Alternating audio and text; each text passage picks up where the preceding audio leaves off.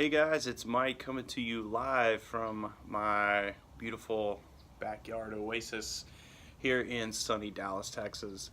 And tonight I want to talk to you briefly about a camera that got me back into film photography probably about 7 years ago, around the time that my kid was born. So it's perfect, I'm wearing my Daddy Shark t-shirt tonight. So I was looking for some more artistic endeavors to get into. I was recently out of doing music and I wanted to get back into doing photography, which I'd been passionate about for a number of years. So I happened upon this camera at a garage sale and just bought it because it was cheap and it was cool looking. And that camera is this bad boy, a Kodak Brownie Target 620 box camera. It's amazing. There's really not much to these cameras. The little boxes with a lens, a shutter release on them. You can wind film and so forth. What's cool about this camera is that you can get these really cheap. You know, I'm sorry if you have a relative who has one of these at their house and it's their priceless family heirloom and they think it's gonna put some kid through college. It's not. This kind of camera specifically, I think, cost me $2 at a garage sale because you can't really get film for it anymore, and who the hell's going to use this thing, right? But it's cool from an artistic perspective to shoot with this camera here. And here's what's cool about it. So you have your portrait mode here, right? It's fancy. It's portrait mode this way. You have your landscape mode this way, and you can look through these little lenses here in the top, and there's a little mirror reflecting out that comes out of this hole or this hole, which is important to understand, you know, when you're trying to line the camera up, if you're shooting like a very square, symmetrical photo, or even just lining up a portrait photo from somebody's perspective. The interesting thing about these is a lot of times the lenses, I guess the mirror in them, not so much the lens part here, but the mirror in them gets kind of corroded over time. If you've ever been to an antique store or someplace you've seen like a really old mirror and you see the silver flaking stuff coming off the back, that happens to these little mirrors. They're tiny little cheap mirrors in the first place. I'm pretty sure this one, on this specific camera, this one's fogged over so bad you can't see out of it, and this one has a crack in it. So it's a crapshoot, basically. Point and shoot, and you got a camera. So a couple of things about this camera that's really interesting. This controls your bulb function. So it shoots at, see if I can get a shot of where you can see it.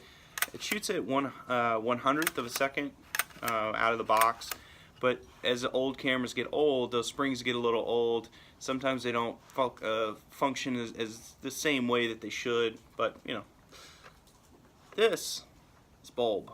So you pull that little guy out, you shoot it in bulb mode. Well, fun thing about my camera, that doesn't work.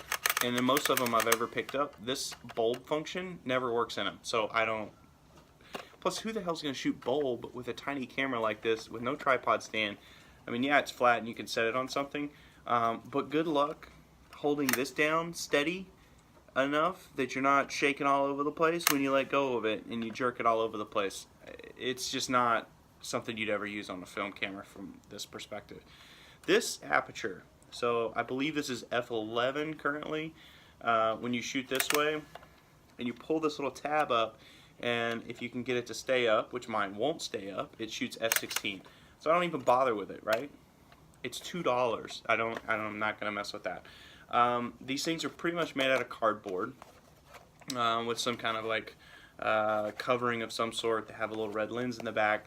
This one, I've used it several times. I've dropped it a couple times because I take it to the park and shoot with it, and it's interesting to do. It has a little bit of a light leak. If you're into old cameras, that's a feature. That's not a problem. That's a feature. That's really cool because you can get some cool photos with that little bit of a light leak on them that you can't get from another one of these, right? Each one of these is so unique. That's what's so cool about collecting these old cameras and shooting with them, is that the lenses on them, the corrosion that happens to them, the scratches, the dust that gets in these things, the shutter speed variabilities, the weirdness of the old springs, these light leak situations. That's what gives it a lot of really cool character. You'll never buy one of these, buy another one, shoot two rolls of film in the exact same situation and have the exact same photos ever come out. They will always be different, and that's what's so cool about these really old cameras. Now, when you buy this thing, you're going to try to figure out, how the hell do I open it and what do I put in it? What kind of film do I put in this thing? Well, there's a trick that I took forever and almost broke this thing the first time to figure out. You have to pull this little guy out, and you do a little reverse screwing action there. Loosen it up and pull that little guy out on mine, and then on the top there's this pin that's attached to the handle, and you pull this pin up, and then you have to pop it open, and there it is. Okay, so this is the box, right? It's just a box, that's all. And then here's the mechanics of the whole thing. It's got some information, serial numbers, and so forth on the top. One of the interesting things is it shoots 620 film. You can't buy 620 film anymore. You can only buy 120 film. So here's what you have to do. There's tons of videos on this. You can go online and check them out. This take-up spool that comes in here, don't buy the camera if it doesn't have the take-up spool. I'm being dead serious on that. These take-up spools are invaluable. I've bought enough of these cameras that I have sets of these take-up spools that are 620 size that I can do this with. So here's the thing. Here's a 120 spool.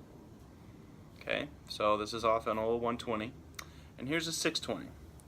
And it's kind of hard to tell, but if you look close up towards my face here at the top, you can see how thin the 620 is to the 120, and how smaller the spool, the take-up spool is, and how much room around it takes. So the only difference, and Kodak did this on purpose, the only difference between a 120 and a 620 film is the spool that it came on.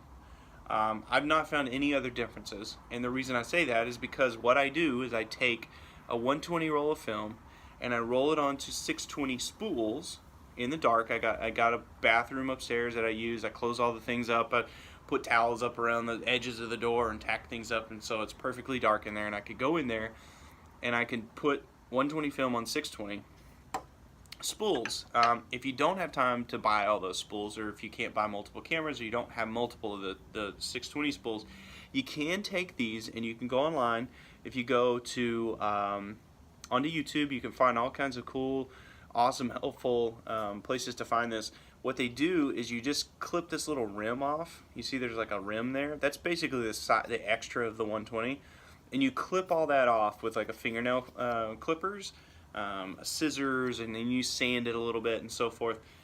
I've done that on some of these 620 films, and I've got some other ones I'll show you guys later that I collect. When you go to put that in here, it's still a little too big. It just still doesn't fit. It's just way too snug. So the best thing to do is get 2 of these, which means you have to buy, in most cases, you have to buy 2 of these type of cameras, 2 620 film cameras, so that you can use those take-up spools. It's a little work, sure, but film photography is work, and that whole process is a lot of work. You're never going to get a, you're never going to be fast with these things. You're going to be slow with loading them. You're going to be slow with developing them and so forth. I've got 24 rolls of color film in my house that I've been shooting over the last 6 months that I just got some color chemicals in yesterday. They showed up on our front porch thanks to Amazon, and I need to do film development this week, and it's stuff that I've shot over the last 6 months. So anyways, back to this camera. What's really cool again is they're really super inexpensive. They're cheap to buy. They're cool looking cameras. Really, there's no focusing on them. It's a meniscus lens, and so you just basically are just kind of like walking. There's some guides online about what the focal lengths of these things are. It's kind of hard to take a really bad picture. You're not going to get a super razor sharp image. You're not going to get National Geographic photos. But if you go back and think about when this was made, I think they made these all the way up until the 50s, maybe. I'm not sure how actually old this one is, but they started making brownies early on in the 1800s, I believe, sometime in the late 1800s. So if you go through and you think about the time when those were taken, and you look back at some of your old family photos, and you say, okay, I can actually match that look and feel of an old family photo. So one of the cool things I did with this first roll that I shot out of this thing, the very first photo I took was of my daughter with this camera. And I developed it using Caffeinol because I wanted to get super artsy with it. So I developed Caffeinol, and the picture that came out, I was able to actually set it next to an old browned and yellowed photo that was of my mom when she was a kid at the same age. And it was just this amazing experience to sit there and look and say, in the year, 7 years ago, in 2010, 2011, 2012, I could take a picture with this camera using film and develop it in a weird manner and get the same look and feel and results that somebody got back in the day. And sure, granted, back in the day, that's not the... They would love to have a digital camera. I mean, who wouldn't? I shoot digital all the time. But it's cool to slow down. It's cool to find some cool history with these type of things. This one in particular doesn't have any history to it. Some of my cameras do, and I'll talk about those in other posts that I make. But go out, try to find one of these things. Buy it. Get some 120 film. Watch the YouTube videos on it. You'll be really happy with it. It's a fun camera to run some film through. You can do some really fun, unique situations with it. Plus it gets a lot of looks, and it's just a cool little camera for $2 in history. You know, why the hell not? Thanks for watching, guys. I appreciate it. Please take a moment to send me some comments if you have comments on things. If you like the video, please like it, thumbs up it, subscribe, do all those fun things on YouTube. Let me know how you guys like these videos, what I can do better, what I can stop doing, what I should do more of. And I look forward to making more of these and showing you guys the rest of my camera collection. What's going to be cool is I'm going to run out of cameras in my camera collection, and I'm going to have to buy more cameras. That's awesome. Hopefully my wife's not watching this. So without further ado, you guys be awesome, and I'll talk to y'all later.